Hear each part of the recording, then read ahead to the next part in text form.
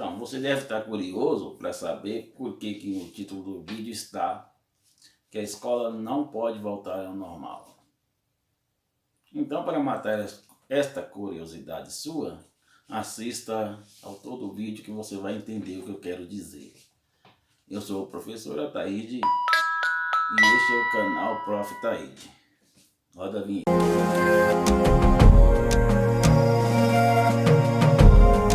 Então, meus caros amigos, amigas, colegas,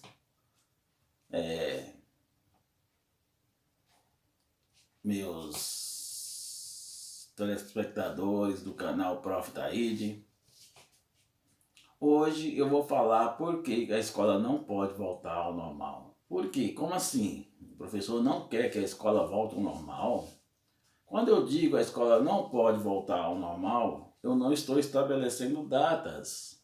Eu não estou dizendo que a escola não pode voltar ao normal em fevereiro, que a escola não pode voltar em março, ou que a escola tem que voltar em março, tem que voltar em fevereiro, tem que voltar em julho. Não, não é isso que eu estou dizendo. O que eu estou dizendo é que a escola, quando voltar, não pode voltar sendo aquela escola antes da pandemia, que era considerada normal. Um normal já atrasado mais de 40 anos. Como assim? Atrasado mais de 40 anos? Sim, a nossa escola pública, né, quando eu estou falando da escola pública municipal estadual, no quesito tecnológico, ela está atrasada com mais de 40 anos. A escola não conseguiu acompanhar o avanço tecnológico. O mundo digital andou e a escola ficou para trás. Essa é uma realidade, esse é um fato. Não adianta eu dizer, como eu vou dizer que falam que a escola, um dos papéis da escola é formar cidadão para o mundo. Então, nesse caso, a escola não está dando conta do seu papel. Porque como ela está formando cidadão para o mundo, se o mundo está um mundo tecnológico e a escola está atrasada tecnologicamente? Para se ter uma ideia, em quesito de comparação, vamos apenas comparar aí o setor industrial, alguns setores comerciais e a escola.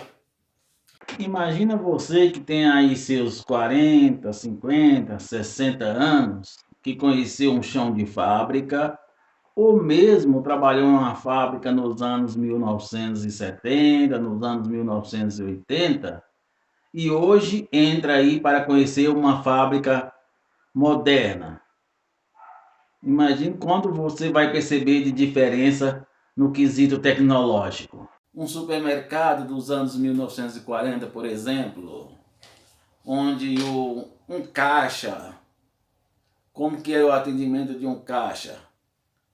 Você fazia lá, pegar o seu carrinho de compra, fazia a sua compra, em cada item tinha lá o preço, ao passar no caixa, ele tinha que olhar preço por preço em cada item, anotar, somar, para depois dar o resultado da sua compra. E hoje como funciona?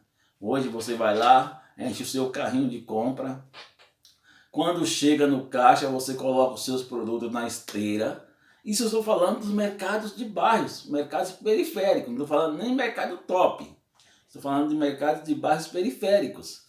Você coloca lá o seu produto na esteira rolante e o caixa vai apenas passando o código de barra no leitor de código de barra. Passa todos os seus produtos no leitor de código de barra. Ao terminar, ele já tem lá o resultado, quanto você vai ter que pagar na sua conta. Se, por exemplo, deu 875, ele nem precisa fazer conta e você dá um valor de R$900, ele nem precisa fazer manualmente conta de quanto vai ter que voltar. Basta ele colocar lá o valor que você deu, que é os R$900, e automaticamente o computador já emite a nota com o troco, correto? Então é isso, pessoal. A tecnologia, ela veio para facilitar a vida de todos. Mas a educação, ela teve uma resistência em aceitar essa tecnologia. Eu não sei porquê, mas teve. Eu, professor Ataíde, eu sempre tive esse bate. Todo início de ano, a preocupação no planejamento era o quê? Como nós vamos fazer para evitar que os alunos usem o celular em sala de aula? E eu, particularmente, nunca tive problema com um aluno usar o celular em sala de aula. É claro, a escola é democrática. Se todos concordavam em não usar, eu tinha que aderir, né? Mas eu acho muito mais incômodo 2 ou 3 alunos estar ali conversando alto, rindo alto, do que um aluno estar fazendo as suas atividades com o seu fone de ouvido e assistindo o celular. Porque o professor é velho, vamos dizer assim, porque o professor é velho e acha que ele não pode fazer 2 ou 3 coisas ao mesmo tempo, ele quer subestimar o jovem. O jovem ele faz 2, 3 coisas ao mesmo tempo. Ele consegue fazer as atividades que você está passando e consegue lá estar ouvindo lá o seu sonzinho. Ele consegue ao mesmo tempo fazer várias atividades. Isso é uma característica do jovem. Então, por quê? O que é mais incômodo? 2, 3 alunos ali falando alto, rindo alto, o que mais atrapalha a sua aula? Então é isso, o professor ele teve esse ranço contra o celular e de modo geral contra a tecnologia. Então isso fez com que as aulas se tornassem aulas tradicionais, que não houvesse mudança. Correto? Eu sei que ninguém estava preparado para enfrentar uma pandemia. Ninguém esperava. Nenhum setor esperava uma pandemia dessa. Mas por que uns setores saíram melhores que os outros?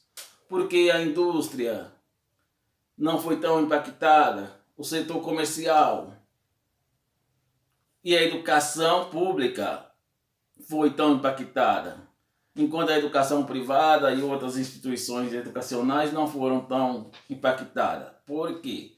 Porque já tinham mais intimidade com a tecnologia. Por exemplo, eu tenho uma prima aqui que estuda no SES. As aulas dela, quer dizer, ela não se sentiu tão prejudicada. Por quê? Porque ela tinha as aulas normais. Só não era presencial. Mas no mesmo horário que ela tinha as aulas lá na escola, ela tinha aqui. E a escola pública, municipal e estadual, não foi possível fazer isso. E por que o SESC, que também é estadual, foi possível? Porque o SESC já trabalha de modo híbrido. Outro exemplo é as escolas de idiomas, que trabalham também, já tem a tecnologia integrada no seu sistema, no seu projeto. Então isso facilita. E o que eu estou dizendo aqui agora é que a escola, quando eu falei lá que a escola não pode voltar ao normal, é isso.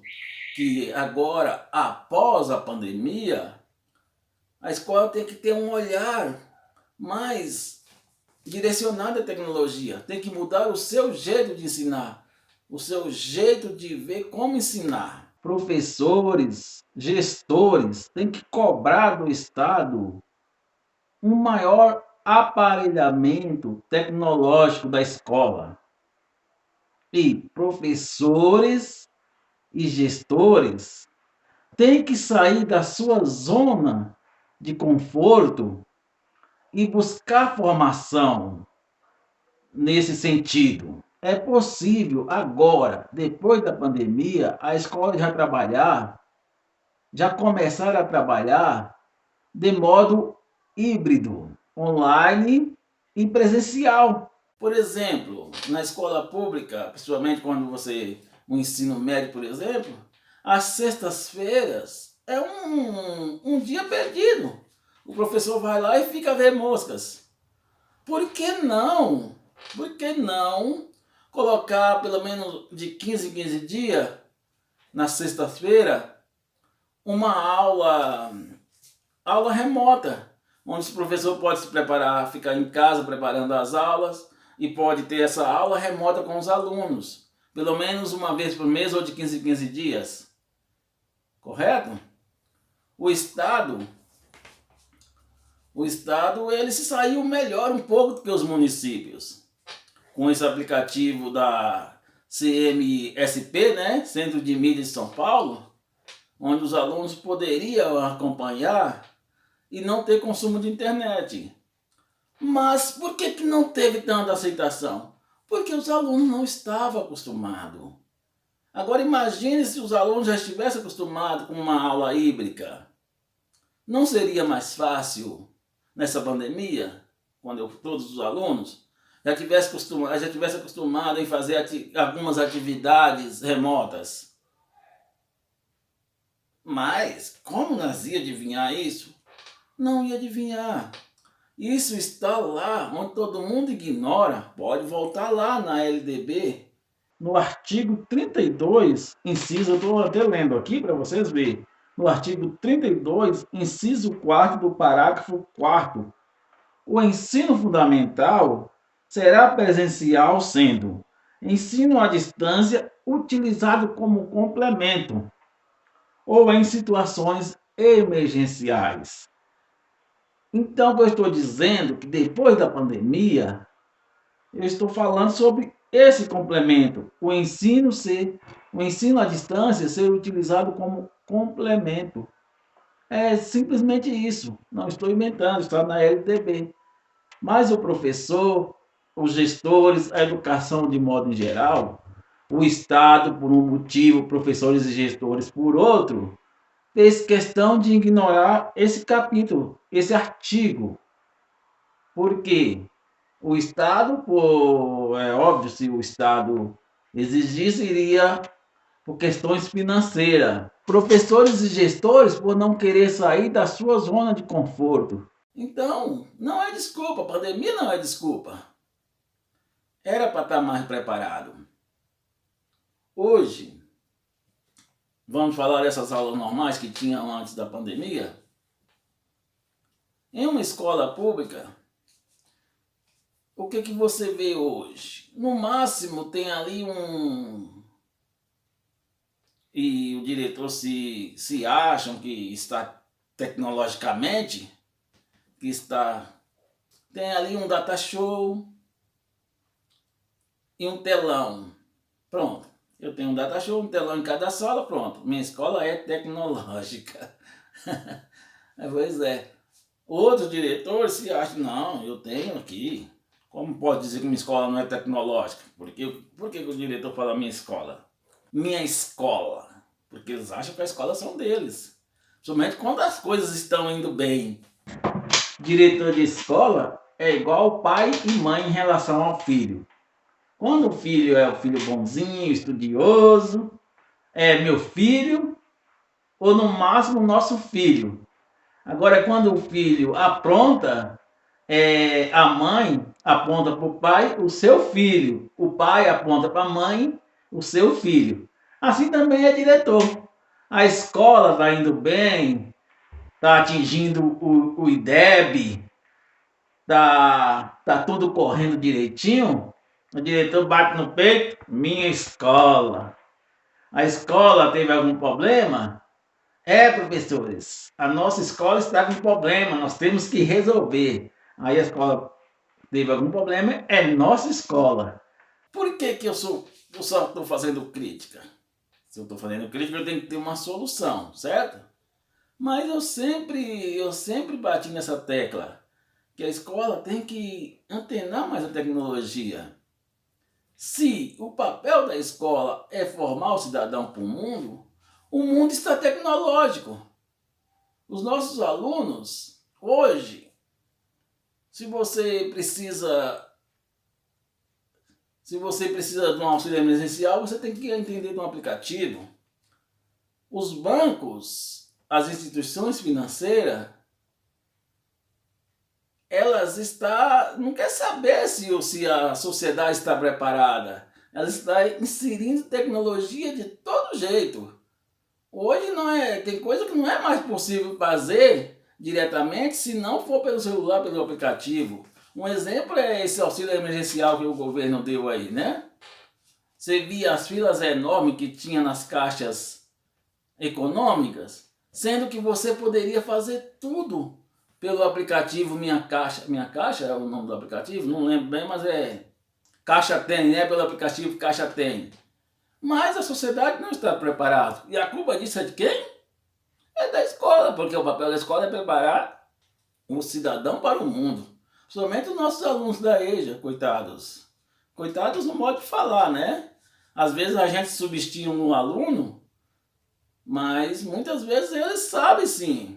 Por exemplo, qual foi a desculpa do setor público não fazer as aulas online em horários corretos, igual fez o SES, que poderia muito bem ter feito, né? Deu 7 horas, opa, 7 horas todo mundo lá, o professor na sua casa dando a aula e todo mundo nas suas casas assistindo, comentando. Mas não vai ser possível, porque o aluno não tem condição, não tem internet, pode até ser, mas o que está mais por trás disso é o medo do professor, esse medo que o professor sempre teve da tecnologia. A maioria dos professores sempre via a tecnologia como sempre via a tecnologia como algo ameaçador à sua profissão. E no meu ponto de vista, eu acho que é o contrário. A tecnologia é aliada do professor. A tecnologia em todos os setores, ela veio para facilitar e não para complicar. Você não viu o exemplo que eu dei do mercado? Não facilitou? Você não viu o exemplo das indústrias? Não facilitou? Por que na educação também a tecnologia não vai facilitar? Esse é um questionamento que fica. Ah, professor, mas a tecnologia, ela muda rápido demais. A educação nunca vai acompanhar o avanço tecnológico. Concordo, é verdade. Nunca vai acompanhar. A tecnologia, ela muda de uma hora, muda muito rápido, realmente. Mas a escola não pode ficar parada. Tudo bem que ela não vai acompanhar a tecnologia em questão de ano, muda muito. Mas vocês vão te convir comigo que a escola, ela é totalmente alheia à tecnologia. Entendeu? Totalmente alheia. Ela via a tecnologia como um empecilho para a educação. Exatamente isso. A tecnologia, para muitos professores, era como um empecilho para a educação. Era uma concorrência com a educação. As redes sociais eram inimigas da educação. E para você ver como o destino prega peças, e agora na pandemia tivemos que abrir mão desse preconceito que tínhamos com. Tanto é que há pouco tempo tinham campanha aí contra as redes sociais, alegando que as redes sociais estavam isolando os nossos jovens, que os nossos jovens estavam se adoecendo pelo uso excessivo das redes sociais. E você vê que ironia do destino, né? Estavam isolando os nossos jovens. E veio a pandemia, onde todos teve que ficar no isolamento e os nossos jovens, ao contrário, saíram do isolamento. Os jovens sempre contraditório, né? Quando não precisavam ficar no isolamento, eles estavam se isolando. Agora que precisa ficar no isolamento, grande parte do aumento da pandemia é por conta dos jovens que não cumprem as regras. Mas por que então muitas instituições bancárias, empresas, o impacto foi menor? Por quê? A resposta é simples. Porque eles já tinham uma certa intimidade com a tecnologia. Independente de saber ou não que vinha uma pandemia aí, ele já trabalhava remotamente, já trabalhava no sistema home office. Muitas empresas trabalhavam, empresas bancárias, empresas, telefonias, tudo já trabalhava desse sistema home, home office. Então, já trabalhava nesse sistema home office. As escolas de idiomas, as escolas particulares já tinham atividades presenciais e atividades remotas. Então, o que eu estou sugerindo é que a escola pública adote esse sistema e que é preciso que cada sala de uma escola tenha um Wi-Fi, no mínimo para o professor. Que cada sala de uma escola tenha uma louça digital. Ah, mas na minha escola tem uma louça digital. Ela fica lá na sala 6. Se o professor não usa porque não quer. Tá lá. Uma escola que tem 10 salas, 20 salas e uma louça digital na sala 6. E o professor não usa porque não quer. Suponhamos que eu preparei uma aula onde eu vou usar a louça digital, mas o professor A, B, C, D, o professor alfabeto todo também preparou a mesma aula. E aí? Vamos fazer o sorteio? E eu tinha que passar essa aula hoje, senão quebra a minha sequência didática. Então o professor já não vai mais preparar a aula com o uso da louça digital, porque senão vai quebrar a sua sequência didática. Do que adianta eu preparar uma aula que eu vou apresentar amanhã, e sendo que eu vou ter disponibilidade de apresentar ela um mês depois. Então a minha sequência didática vai para o beleléu. Correto?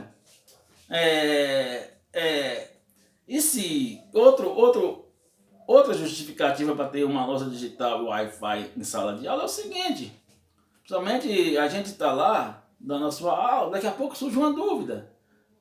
Como vocês acabaram de falar, como eu acabei de falar, a tecnologia muda rapidamente, as coisas mudam muito rápido.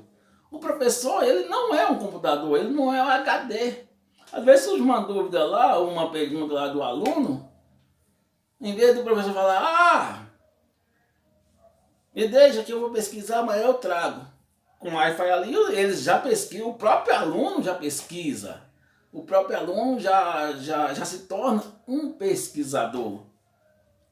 Hoje, um dos pontos positivos que eu tenho, que às vezes quando eu entro numa escola que não tem tanta exigência com o uso do celular, é eu estar lá ministrando a minha aula e o aluno já está pesquisando no celular o que eu estou fazendo. Às vezes o aluno já vem com sugestões ou com novidades ali que talvez nem eu como professor sabia e contribui muito para a minha aula. Então, isso é uma das vantagens de ter ali, o professor ter pelo menos um Wi-Fi ali para mostrar em tempo real, tirar a dúvida do aluno em tempo real. Porque por mais que o professor fale, depois eu trago para você, acaba esquecendo, e muitos professores orgulhosos, né? Porque o aluno, na sua simplicidade, ele acha que o professor tem que saber tudo. E muitos professores não têm não têm a humildade de dizer que não sabe determinado assunto. Então vai ali e falam coisas erradas. E hoje nós estamos numa era que a informação é instantânea. Então o aluno pode pesquisar ali, professor, como você falou isso? Tá vendo aqui? Não é isso que você falou. E aí, como é que fica?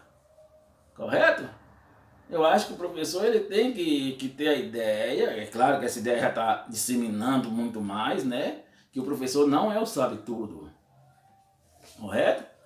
Principalmente por causa disso aí, dessas informações instantâneas. Por mais que você fale, por mais que não tenha um Wi-Fi, o aluno tem ali o seu celularzinho, tem os dados móveis ali, que ele pode fazer uma pesquisa rápida e pode deixar você com a cara no chão. Eu não tenho dificuldade nenhuma em dizer ao aluno que eu não sei determinado assunto, que eu não sei determinada pergunta que ele falou. Eu estava dando aula esses tempos aí eu estava dando uma aula sobre o mundo do trabalho, então a gente estava falando sobre direitos trabalhistas. Foi em 2012, isso, 2012, em direitos trabalhistas, e eu tinha um aluno que ele era atuante de sindicato. Então ele entendia muito mesmo de leis do trabalho. Então o que eu fiz? Em vez de podar ele, ao contrário, eu dei corda para ele. E ele contribuiu muito com as aulas na sua sala. Porque coisas que eu ia deixar passar batido, ele complementou. Você viu que situação legal? Outro caso foi quando eu estava também dando aula falando sobre as capitais do Brasil, sobre prefeitos. E um aluno, não sei o que saiu lá, uma questão de prefeito de Brasília. Eu sinceramente não sabia que Brasília não tinha prefeito. E um aluno que morou lá falou: "Ah, professor, Brasília não tem prefeito. Brasília, ela é administrada pelo governo do Distrito Federal." E aí? Eu vou questionar o aluno por causa disso? Não, o aluno trouxe informação para a sala, inclusive para mim, professor. Eu não vejo nenhum problema nisso. Nenhum problema. Então é isso, pessoal. Eu acredito que essa pandemia, apesar de muitas perdas que tivemos, trouxe algo de bom. Espero que sim, né? Que as aulas, que o setor público veja com melhores olhos a tecnologia agora, que ingresse tecnologia em sala de aula. Por mais que fale, mas o que adianta a escola de tecnologia se temos uma desigualdade digital muito grande e os nossos alunos são classes menos abastadas? Mas tudo é uma questão de engrenagem. A partir do momento em que a escola passar a ensinar tecnologia, a sociedade vai ficar mais formada. E o Estado vai ter outro olhar para a tecnologia. Se a escola fosse mais tecnológica, obviamente a sociedade também seria mais tecnológica. Eu não estou dizendo que não teria desigualdade digital, como tem a desigualdade social, mas seria menor se a escola não se omitisse, se a escola não fosse negligente na questão da tecnologia. Então é isso aí, pessoal. Por hoje é isso. Eu sou o professor Ataíde. Se você gostou do vídeo, se inscreva no canal, dê aquele joinha, tá bom?